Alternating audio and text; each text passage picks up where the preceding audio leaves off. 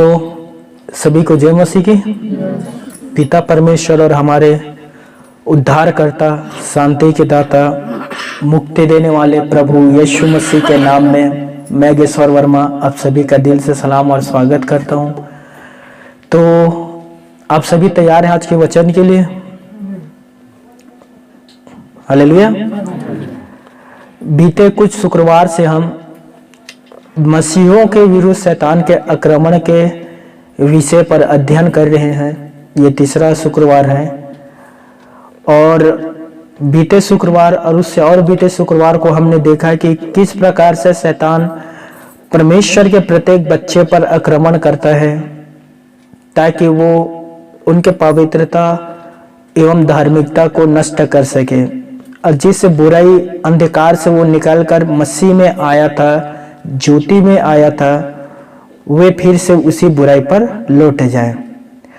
और आप सभी गवाह हैं, बहुत से ऐसे विश्वासी हमारे भाई और बहनें थे जो मसीह में आए हुए थे, सारे अपने बुराई कामों को छोड़कर वे फिर से पुराने जीवन पर लौट गए। और बाइबल पर भी हम पढ़ते हैं जैसे कि यहूदा इस्करियोती, शैतान ने उसके मन पर डाला कि प्रभु को चांदी की 30 सिक्के में बेच दे।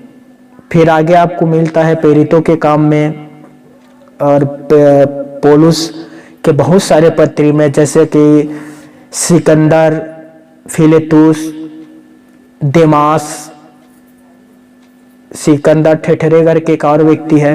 तो ऐसे बहुत से लोग हैं, उन लोग भी प्रभु में आए थे दोस्तों, लेकिन आगे जाकर इनके मन को शैतान ने बहका दिया, भरमा दिया और वो संसार को प्रिय जाना, संसार के वस्तुओं को प्रिय जाना, गंदगी को प्रिय जाना, इसीलिए वो पवित्रता को छोड़ दिया। दोस्तों, परमेश्वर पिता किसी भी मनुष्यों के मन पर प्रेशर नहीं डालता, दबाव नहीं डालता। दोस्तों, परमेश्वर पिता हर एक मनुष्य को स्वतंत्रता का इच्छा दिया हुआ है। मतलब हम इच्छा अनुसार सत्य को ग्रहण कर सकते हैं या तो असत्य को ग्रहण कर सकते हैं। मसीह को ग्रहण करके परमेश्वर के वचन पर चल सकते हैं या तो फिर शैतान और उनके दूतों के पीछे चल सकते हैं। ये हर एक के जीवन पर लागू होता है। दोस्तों, स्वतंत्रता का इच्छा परमेश्वर पिता ने हर एक व्यक्ति को मौलिक रूप से दिया हुआ है। तो बहुत से ऐसे लोग हैं जो शैतान के पीछे चले गए, लेकिन हमें सावधान होकर सतर्क रहते हुए शैतान का विरोध करना है। दोस्तों, उसकी किसी भी योजना, उसकी किसी भी शस्त्र या अस्त्र, उसकी किसी भी चालाकी पर हमें नहीं फंसना है। मैं मानता हूं शैतान बुद्धिमान है दोस्तों, वे अपना बुद्धि की प्रयोग करता है, लेकिन आपको पता होना चाहिए कि उससे भी कहीं अधिक परमेश्वर के पास बुद्धि है। वो सर्वज्ञानी है दोस्तों। शैतान उसके सामने घुटना टेक देता है। हालेलुया। और हम उस प्रभु यीशु मसीह के संतान हैं। हमें बस परमेश्वर के वचन का पालन करना है, उसके वचन पर चलना है, फिर शैतान के किसी भी प्रकार की योजना हमारे जीवन पर काम नहीं करेगा। तो पवित्र शास्त्र बाइबल से उसी पद और अध्याय को निकालिए। पहला पत्रस 5वें अध्याय और उसका 8वें पद निकाल लीजिए सभी एक साथ। पहला पत्रस 5वें अध्याय और उसका 8वें पद।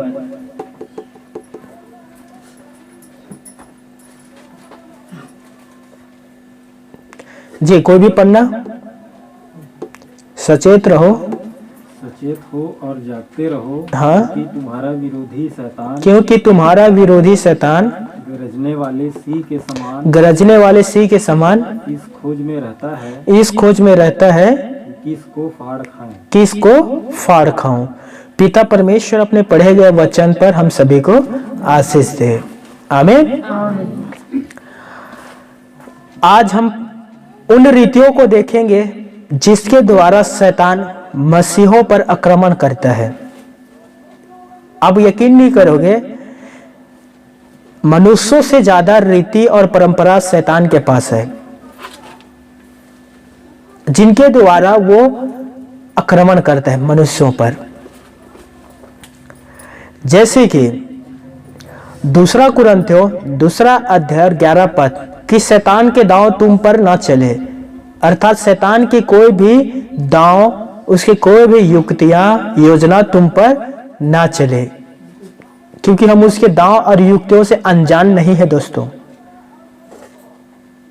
संपूर्ण पवित्र शास्त्र पढ़कर देखना कैसे शैतान परमेश्वर की संतान के ऊपर आक्रमण करता है। उत्पत्ति से लेकर प्रकाशित वाक्य तक पढ़ना दोस्तों आप, और उसका एक डायरी बनाना, कैसे हव्वा और आदम को बहकाया, कैसे शाऊल राजा को राजा के पद से हटाकर अपने गुलाम बना लिया। अनेक प्रकार का आपको शैतान के योजना और दांव पता चल जाएगा, जिसके द्वारा आप उसकी सारी योजनाओं से बच सकते हैं। हालेलुया। पहला हम स्टेप देखने जा रहे हैं, वो रीतियां जिनके द्वारा शैतान मसीहों पर आक्रमण करता है। तो पहला रीति, शैतान हमें सुस्त बना देता है दोस्तों, और भारीपन की आत्मा छा जाती है, और मस्तिष्क असाधारण रूप से मंद थका हुआ हो जाता है। शायद इसके लिए हम अनिद्रा या मौसम या आहार या कर्तव्य का भार का दोष देते हैं कि बहुत अधिक कर्तव्य काम हो गया, या हो सकता है हमें अच्छे से नींद नहीं आया, या कभी कभी मौसम के बहाना मारते हैं कि मौसम ठीक नहीं है, और कभी कभी लोग कहते हैं कि हमें नींद पूरे तरीके से नहीं आया, इसीलिए हम ये काम नहीं कर पाते पवित्रता का। ध्यानपूर्वक इन सभी चीजों को जांचना दोस्तों, क्या मुझे पर्याप्त नींद आई रात में?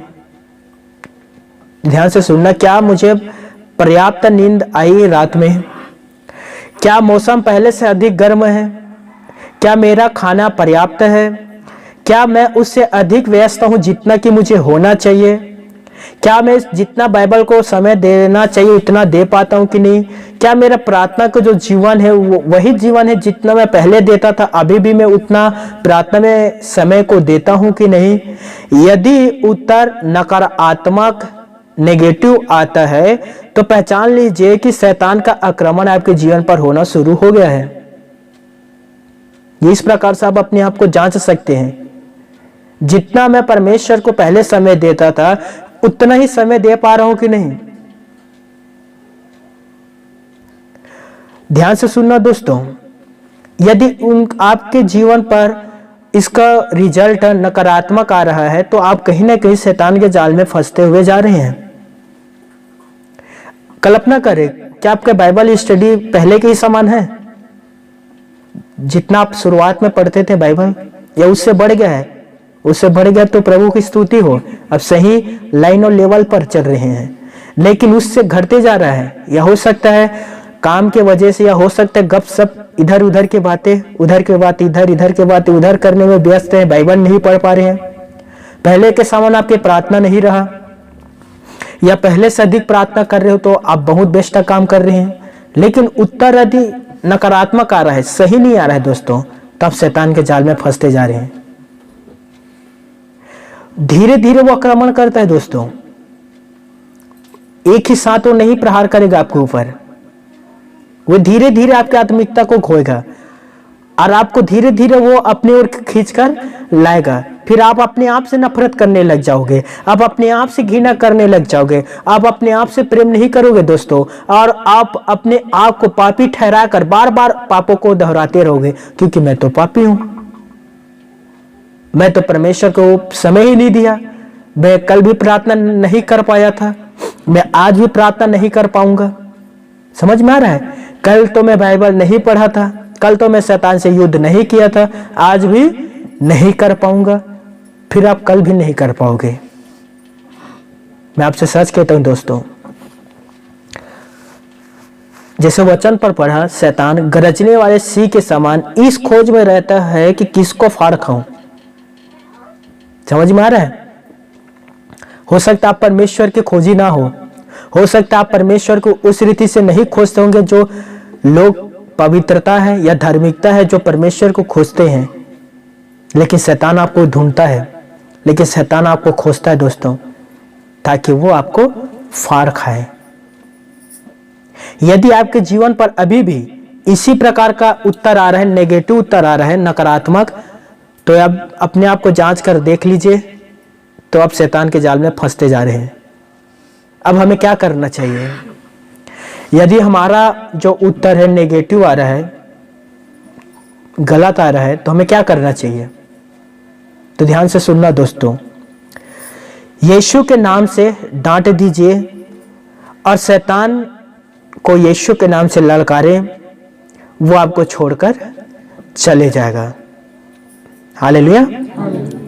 जब तक आप यीशु के नाम से शैतान को भगाओगे नहीं, यीशु से प्रार्थना नहीं करोगे, वे आपके जीवन से नहीं जाएगा। समझ में आ रहा है? वो उन दो मुंह जोकों के समान है दोस्तों, जो आसानी से नहीं जाता। यीशु मसीह ही है जो उसे भगा सकता है, क्योंकि शैतान यीशु मसीह के नाम से ही डरता है। हालेलुया। इसीलिए अपने आप को जांच कर और परख कर देखो, क्या मसीहा तुम में है? 2 कुरिन्थियों 13वें अध्याय 5वें पद में लिखा है, अपने आप को परख कर और जांच कर देखो, क्या मसीहा तुम में है? क्या मसीह आपके अंदर है?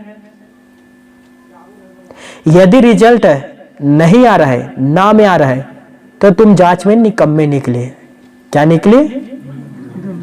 निकम्मे निकले, क्योंकि मसीहा तुम्हारे अंदर नहीं है।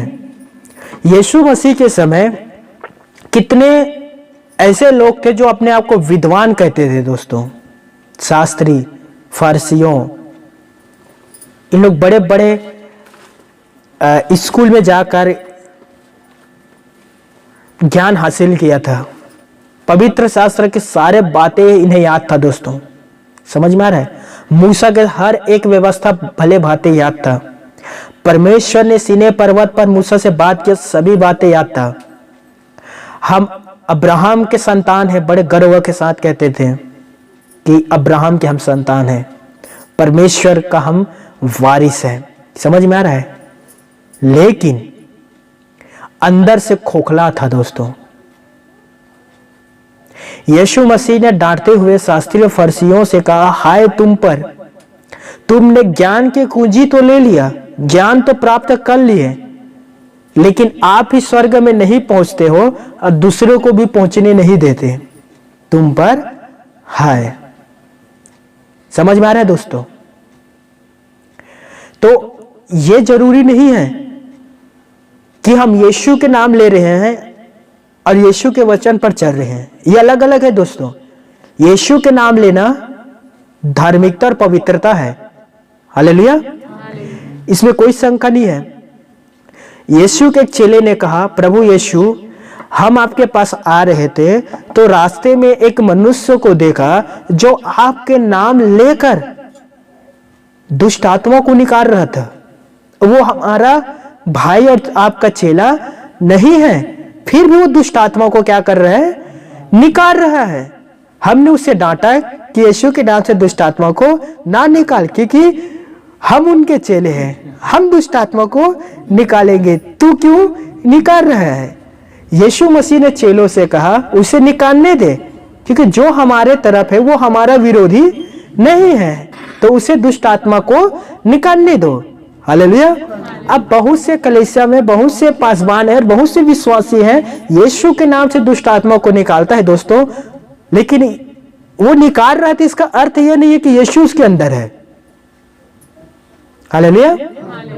स्वर्गीय पिता ने अपने पुत्र को यह अधिकार दिया कि स्वर्ग, पृथ्वी और ये नीचे जो नरक है, तीनों यीशु के नाम से कांपता है दोस्तों। हालेलुया। यदि किसी के अंदर प्रेत आत्मा है, वहां कोई भी जाकर हालेलुया और यीशु के नाम लीजिए, वो थर्राने लगेगा, वो कांपने लगेगा, वो जमीन पर लोटपोट करने लग जाएगा। तो इसका अर्थ ये नहीं है कि वो सचमुच वो परमेश्वर के पवित्र भक्त या दास या विश्वासी है, बिलीवर है, विश्वास करने वाला है। हालेलुया। लेकिन उसके अंदर क्या है दोस्तों, इसे तो मनुष्य नहीं जान सकता, इसे तो अंतर्यामी सर्वव्यापी प्रभु यीशु मसीह ही समझ सकता है। हालेलुया। इसीलिए मेरे प्यारे भाइयों और बहनों, हमें अपने आप को जांच और परख कर देखना, क्या यीशु मसीह हमारे अंदर है? ये सबसे बड़े सवाल है। यह शैतान हमारे अंदर है। यीशु ने कहा, होठों से तो तुम मेरे नाम लेते हो, होठों से तो मेरी स्तुति करते हो, होठों से तो प्रार्थना करते हो, लेकिन तुम्हारे हृदय और तुम्हारा मन मेरे तरफ नहीं है। समझ में आ रहा है? होठों से ही हम प्रभु की स्तुति करें, लेकिन हृदय और मन दूसरे वस्तुओं पर है, सांसारिक वस्तुओं पर है, बैंक बैलेंस पर है, संपत्तियों पर है। हम भवन है, ऐसा ना हो जाए कोई हमारी संपत्ति को चुरा कर ना ले जाए। हम भवन पर है, लेकिन हमारा हृदय और मन कहां है? घर की संपत्ति पर है। इसीलिए यीशु मसीह ने कहा, दोस्तों, मेरे प्यारे भाइयों और मेरी प्यारी बहनों, बाइबल को पढ़िए, बड़े ध्यान से पढ़िए। सारा प्रश्न का जवाब आपको इसमें मिल जाएगा। मैं हर दिन पढ़ता हूं दोस्तों, और ईश्वर का धन्यवाद देता हूं कि वो अपना भेद मुझ पर खोलता है। अब यकीन करें, पवित्र शास्त्र जो बाइबल है ना दोस्तों, इसमें भेदों का भेद पाया जाता है। और वो भेद जब परमेश्वर पिता आपके ऊपर खोलेगा, तब झूमने, कूदने और नाचने लग जाओगे। हालेलुया। इसीलिए क्या यीशु मसीह आपके अंदर है? क्या आप परमेश्वर के मंदिर हो या शैतान के मंदिर हो? तुम पहले उस आत्मा के अनुसार चल रहे थे जो आज्ञा ना मानने वाले में अभी भी काम करते हैं। क्या लगता है दोस्तों, यहूदा इस्करियोती जो था, उसमें क्या यीशु के आत्मा था? मानता हूं दोस्तों, मसीह में आने के बाद हमसे मूर्खता का काम हो जाता है, अज्ञाता का काम हो जाता है। मानते कभी कभी हम परमेश्वर के पवित्र आत्मा को शोकित कर देते हैं, कभी कभी हम उसे दुख भी पहुंचा देते हैं। पतरस ने कहा, प्रभु मैं तेरे साथ मरने के लिए भी तैयार हूं, राइट? लेकिन जब पकड़ा तो भाग गया वो। ठीक है, एक जगह कहा पतरस ने कि प्रभु परमेश्वर ना करे कि तेरे साथ ऐसा हो, जब यीशु मसीह कह रहा था कि मैं क्रूस पर मरूंगा और तीसरे दिन जी उठूंगा। पतरस से अकेला पर ले गया एकांत में और कहने लगा, परमेश्वर ना करे प्रभु तेरे साथ ऐसा हो। यीशु ने उसे डांटा और कहा, हे शैतान दूर हो जा। किसी ने कहा पतरस को डांटा, किसी ने कहा शैतान को डांटा, क्योंकि प्रभु के कामों पर वो बाधा उत्पन्न कर रहा था शैतान। प्रभु यीशु मसीह ने डांटा और भगा दिया दोस्तों। तो कभी कभी हमसे भी गलतियां हो जाता है, मैंने ये नहीं कह रहा हूं कि नहीं होगा, लेकिन उसी गलती को बार बार दोहराना और एक ही पाप में बार बार गिरना, यह तो कहीं ना कहीं शैतान की ही योजना है दोस्तों।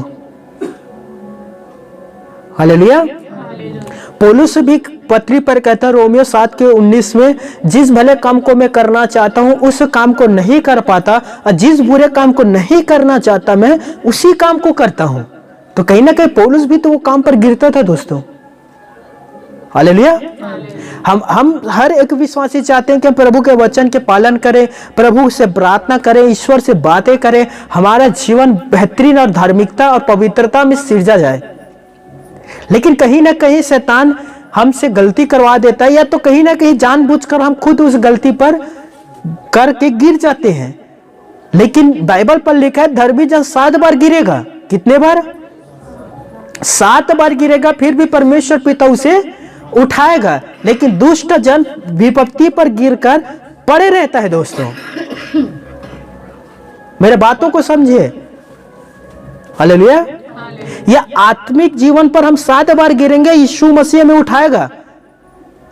इसका सबसे बड़ा उदाहरण हम प्रभु यीशु मसीह के उन शब्दों पर देखते हैं दोस्तों। यीशु मसीह ने पतरस से कहा, जब पतरस यीशु मसीह के पास आकर कहता है मैं अपने भाई के अपराध कितने बार क्षमा करूं? क्या 7 बार क्षमा करूं एक दिन में? प्रभु यीशु मसीह ने उत्तर दिया पतरस को, मैं तुमसे नहीं कहता कि 7 बार ही क्षमा कर, 7 के गुणा 70 बार क्षमा कर। ये कौन शिक्षा दे रहा है? प्रभु यीशु मसीह अपने चेलों को सिखा रहा है। तो सोचिए, वो मनुष्यों से कहता है कि 7 के गुणा 70 बार क्षमा कर, तो परमेश्वर पिता में कितने बार क्षमा करेगा दोस्तों? बताओ। यीशु मसीह मनुष्यों को शिक्षा देता है कि 7 के गुणा 70 बार क्षमा कर, 7 गुणा 70 करेंगे कितना आएगा दोस्तों? तो सोचिए परमेश्वर हमें कितने बार क्षमा करेगा, लेकिन कब क्षमा करेगा?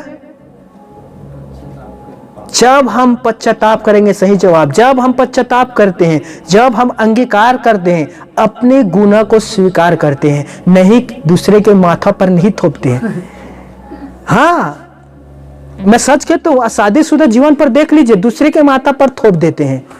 आज मैं नशा किया, क्यों? मेरी पत्नी ने मुझे झगड़ा किया, इसीलिए मैं शराब पिया। मैं है कि नहीं? अच्छा, आपके पत्नी ने कहा था जा बेवड़ा बन जा, घुट घुट कर दारू पी। नहीं, बस उसे बहाना चाहिए ताकि अपनी गलती दूसरे के ऊपर थोप दे। स्वीकार नहीं करते, है कि नहीं? जब भी झगड़ा होता है, पत्नी पति से कहता है मैं जानता हूं तुम ऐसी मूढ़ी मूर्खा हो। पति कहता है मैं जानता हूं तू ऐसी ही है, शादी से पहले भी तेरा ऐसे ही बिहेवियर था, व्यवहार था, अभी भी तू वैसी है, तू बदली नहीं है। क्यों नहीं दोस्तों? होता है कि नहीं ये सब बातें? तो अपने अज्ञानता के दोष दूसरे पर मर देते हैं। एक कहावत है, नाच ना जाने आंगन टेढ़ा। इसका अर्थ होता है अपने मूर्खताओं को दूसरे के ऊपर थोप दो।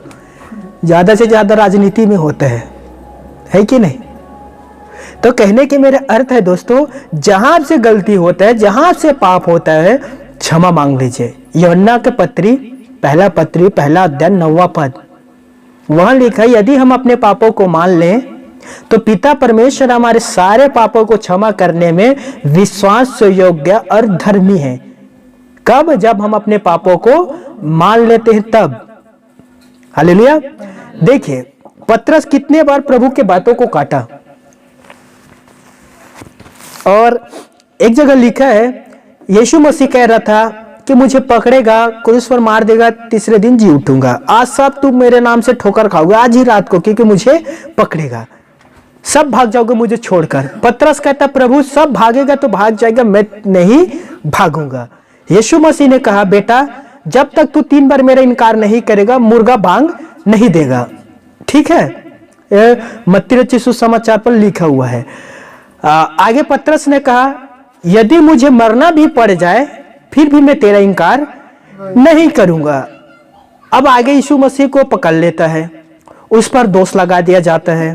ध्यान से सुनना, पतरस बाहर आंगन में बैठा हुआ था, एक दासी आकर कहता है तू भी यीशु मसीह का चेला है, वो इनकार करता है मैं नहीं हूं। दूसरा दासी आकर कहता है वो इनकार कर देता है मैं नहीं हूं। तीसरा आकर कहता है तेरा बोली जो शब्द है तेरा भेद खोल रहा है, तू भी उसमें से एक ही है। वो धिक्कारने और शपथ खाने लगा मैं उस पुरुष को नहीं जानता। तुरंत मुर्गा ने बांग मारा। तब पतरस को यीशु मसीह के कहे हुए सारे बात स्मरण आ गया कि तू मेरा 3 बार इनकार करेगा तभी जाकर मुर्गा बांग देगा, और फूट फूट कर रोने लगा। हालेलुया।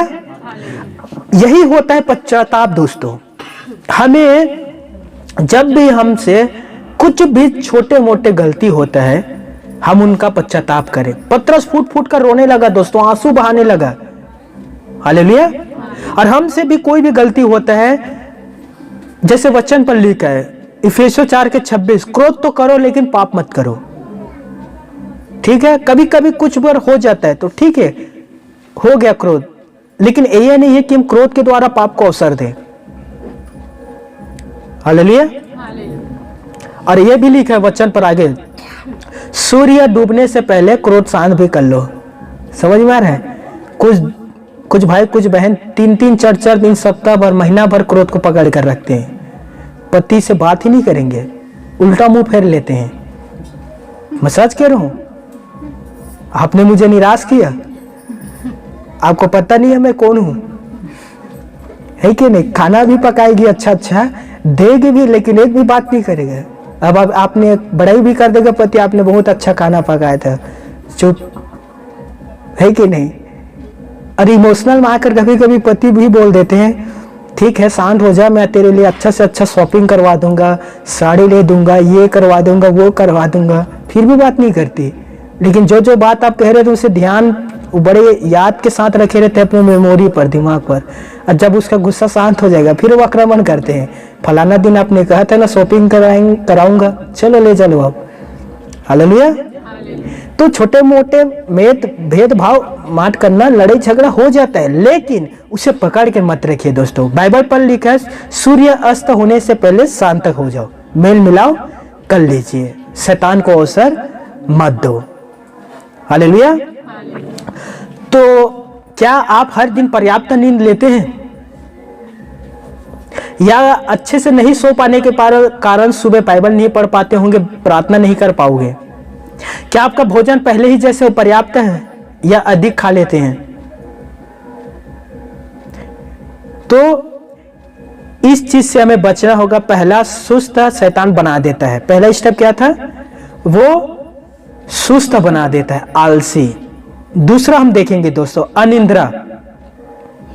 यदि शैतान हमको नींद से दूर रखने में सफल हो जाता है, हमें नींद से दूर रखने में किसी भी काम पर उलझाकर, या अभी तो इंटरनेट है, टेक्नोलॉजी, टीवी है कि नहीं, मोबाइल वीडियो गेम या मोबाइल पर फिल्म देखना, इनके द्वारा नींद से दूर रखने में शैतान सफल हो जाता है। ध्यान से सुनना मेरे प्यारे भाई और बहनों, तो हमारी जो चेतना है ना वो बंद पड़ जाती है और हमारी गतिविधि दुर्बल पड़ जाता है। मैं सच कहता हूं, सबसे अधिक अभी काम करता है टेक्नोलॉजी आपको परमेश्वर से दूर रखने में। कितना समय हम देखिए मोबाइल, इंटरनेट, टीवी, सीरियल, प्रसारण आदि प्रकार की चीजों को देते हैं, लेकिन बाइबल पढ़ना जैसे शुरू करते हैं अनिद्रा, नींद आने लग जाते हैं, उनिंदापन, मुंह बार बार खुलने लग जाते हैं और हम आधे बीच में वचन को छोड़ देते हैं, कुछ भी नहीं समझ पाया, सो जाते हैं। लेकिन वही सामने टीवी हो, पूरा फिल्म खत्म करके ही सोऊंगा, चाहे रात 2 बज जाए। क्यों? कोई सीरियल आ गया, पूरा खत्म कर ही सोऊंगा, बीच में नहीं सोऊंगा। वैसे बाइबल पर क्यों नहीं करते? आज मैं पूरा अध्याय स्टडी कर ही सोऊंगा, आज मैं पूरा आयत को याद कर लूंगा। प्रार्थना पर हम ऐसे क्यों नहीं कहते दोस्तों कि मैं कल आधा घंटा प्रार्थना किया था, आज मैं 1 घंटा प्रार्थना करूंगा? नहीं कर पाते। लेकिन टीवी पर, मनोरंजन पर, इधर उधर की बातें करने पर, बक की बातें करने पर कितना समय देते हैं, घंटों घंटों बिता देते हैं, पता नहीं चलता है कि नहीं कब हमने किसके बारे में शुरू किया था और किस पर खत्म किया, घंटों पता नहीं चलता। बाप रे बाप, 2 घंटा हो गया। लेकिन प्रार्थना करेंगे बार बार घड़ी को देखेंगे, आज थोड़ा ज्यादा समय थोड़ी हो गया, फिक्स समय है 10 मिनट प्रार्थना करूंगा तो 10 ही मिनट, 15 मिनट नहीं होता है कि नहीं दोस्तों? कितना समय है जो आप टेक्नोलॉजी, इंटरनेट आदि प्रकार के साधनों को देते हैं, और कितना समय है जो आप परमेश्वर को दे पाते हैं? कितना दोस्तों? आज जाकर अपने आप से पूछना, उत्तर आपके आत्मा आपको देगा। हालेलुया। अपना नींद पूरा करें, 6 से 8 घंटा सोएं। हालेलुया। ताकि आप परमेश्वर के वचन पर अच्छे से फोकस कर सके, प्रार्थना में उससे बात कर पाए। फिर तीसरा स्टेप हम देखते हैं दोस्तों। तीसरा स्टेप आता है कर्तव्यों का दबाव। यह हमें थका हुआ, पराजित और चिड़चिड़ापन बना देता है। यदि हम बहुत अधिक व्यस्त हैं, बहुत अधिक क्रियाशील हैं, तो देरी हमें निराशा कर सकती है। तब शैतान हमसे लाभ उठा लेता है। शैतान हमारा रास्ता रोक कर हमें देर करता है, जिससे हम उत्तेजित हो जाएं। इसीलिए सावधान रहना दोस्तों। जब भी आप भवन आते हो तो फिक्स समय पर भवन आने के बारे में मत सोचना। सुबह रविवार 10 बजे प्रार्थना सभा होता है, तो यह जरूरी नहीं है कि हम 9:30 बजे घर से निकले और 10 बजे तक भवन पहुंच जाएंगे। हो सकता है बीच पर टायर पंचर हो जाए, हो सकता है ट्यूब का हवा निकल जाए, हो सकता है कोई आकर आपको रास्ता रोक दे। हमारे तरफ तो ट्रैफिक सिग्नल नहीं होता, शहर में भी होता है, ट्रैफिक सिग्नल भी रोक देगा।